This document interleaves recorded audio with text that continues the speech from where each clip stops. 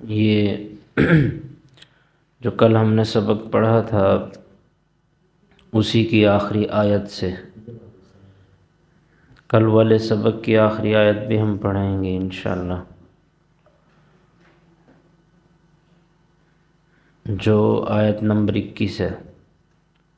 وَأُخْرَى سے وَأُخْرَى۔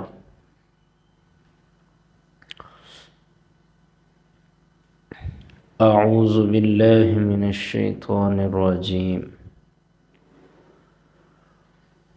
وَأُخْرَى اور قریب کی فتح، لم تقدروا علیہا جس پر تمہیں قدرت نہیں تھی، قد احاط اللہ بہا یقیناً اللہ نے اس کا بھی احاطہ کیا ہوا تھا، یعنی اللہ رب العالمین نے صلح حدیبیہ کے بعد اور بھی بہت سی فتوحات مسلمانوں کو عنایت فرمائی،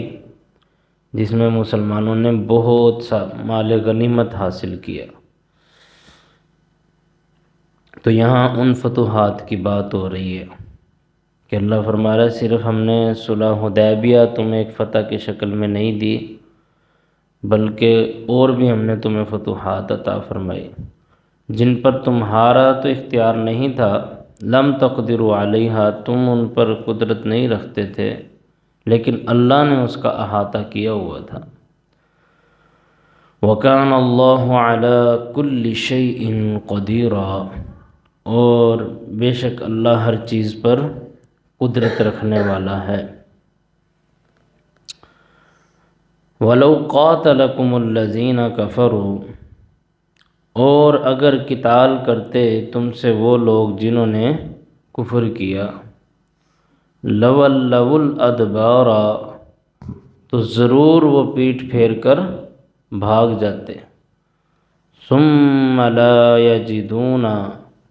پھر وہ ہرگز نہ پاتے اپنے لیے ولیًّا کوئی دوست،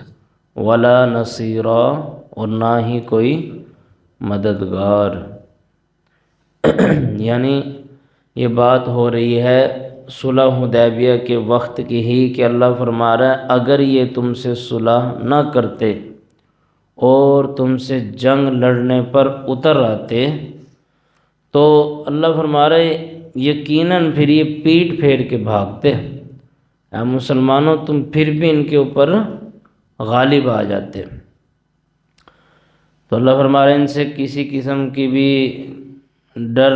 دل میں رکھنے کی کوئی ضرورت نہیں ہے،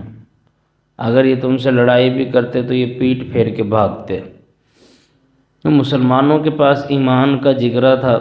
اس لیے بدر میں بھی 313 اترے اور کفار کے 1000 پورا لشکر تھا، اور اللہ رب العالمین نے 313 مسلمانوں کے ذریعے جن کے پاس کوئی جوان تھا کوئی بوڑھا تھا اور کسی کے پاس تلوار ہے کسی کے پاس نہیں ہے، کسی کے پاس ڈھال ہے کسی کے پاس نہیں ہے، کوئی کم عمر ہے، مکس 313 بھی ایسے نہیں کہ سارے جنگجو تھے یا ہٹے کٹے تھے، ایسا نہیں تھا۔ تو ان کو اللہ رب العالمین نے ان کے لیے عذاب کا کوڑا بنا دیا ان کی تلواروں کو۔ تو اللہ فرما رہا ہے اگر یہ صلح نہ بھی کرتے اور اگر یہ قتال پہ اتر آتے، وَلَوْ قَاتَلَكُمُ الَّذِينَ كَفَرُوا اور اگر قتال کرتے تم سے وہ لوگ جنہوں نے کفر کیا، لَوَلَّوُا الْأَدْبَارَ تو وہ پیٹ پھیر کے بھاگ جاتے، ثُمَّ لَا يَجِدُونَ وَلِيًّا وَلَا نَصِيرًا پھر وہ ہرگز نہ پاتے اپنے لیے کوئی دوست اور کوئی مددگار۔ سنت اللہ التی یہ اللہ رب العالمین کی سنت ہے، یعنی اس کا طریقہ کار ہے، قد خلت من قبل جو پہلے سے چلا آ رہا ہے، بہت پہلے سے، ہم نہیں جانتے کب سے، جو اللہ کا دستور ہے۔ سنت جیسے ہم نبی کریم صلی اللہ علیہ وسلم کی سنت کا کہتے ہیں نا کہ آپ صلی اللہ علیہ وسلم کی سنت ہے، یعنی جو عمل آپ صلی اللہ علیہ وسلم نے خود کیا ہو اسے کہتے ہیں سنت۔ اس لیے ایک قولی سنت ہوتی ہے کہ آپ صلی اللہ علیہ وسلم نے کوئی بات ارشاد فرما دی، ایک عملی سنت ہوتی ہے کہ آپ صلی اللہ علیہ وسلم نے کوئی عمل کر کے دکھا دیا، یعنی فعلی سنت۔ تو اللہ رب العالمین کی بھی سنت ہے، سنت اللہ التی، یہ اللہ کی سنت ہے، قد خلت من قبل، جو پہلے سے چلی آ رہی ہے، ولن تجد لسنت اللہ تبدیلا، اور تم ہرگز نہیں دیکھو گے اللہ کی سنت کو تبدیل ہوتے ہوئے، یعنی اللہ کے فیصلے کبھی بھی نہیں بدلتے، اللہ کے فیصلے اٹل ہوتے ہیں، جو اس نے بتا دیا ہے وہ اسی طرح ہوگا۔ اب اللہ رب العالمین نے انسان پر 50 نمازیں فرض کی تھی، کتنی؟ 50۔ وہ کم ہوتے ہوتے واقعہ معراج جو آپ نے پورا سنا ہوا ہے، اس میں کم ہوتے ہوتے کتنی رہ گئی؟ 5۔ لیکن اللہ رب العالمین نے اسی ٹائم ارشاد فرما دیا تھا، اسی ٹائم بتا دیا تھا رسول اللہ صلی اللہ علیہ وسلم کو کہ آپ کی امت پڑھے گی تو 5، لیکن میں انہیں اجر و ثواب 50 کا عطا کروں گا۔ کیوں؟ کیونکہ اللہ کی سنت نہیں بدلتی، یعنی آج بھی ہمیں 5 نمازوں کا اجر و ثواب ملتا 50 کے برابر ہی ہے، کیونکہ اللہ کی سنت نہیں بدلتی۔ تو فرمایا سنت اللہ التی قد خلت من قبل، یہاں جو بتائی جا رہی ہے بات کہ یہ اللہ کی سنت ہے جو پہلے سے چلی آ رہی ہے، یعنی یہ اللہ کی سنت ہے کہ جب بھی ایمان والے مل کر اکٹھے ہو کر جنگ لڑیں گے تو وہ ہمیشہ کفار پر غالب آئیں گے، انہیں پچھاڑ کے رکھ دیں گے۔ یہ اللہ کی سنت ہے جو بہت پہلے سے چلی آ رہی ہے۔ وَلَن تَجِدَ لِسُنَّتِ اللَّهِ تَبْدِيلًا، اور ہرگز اللہ کی یہ سنت نہیں بدلے گی۔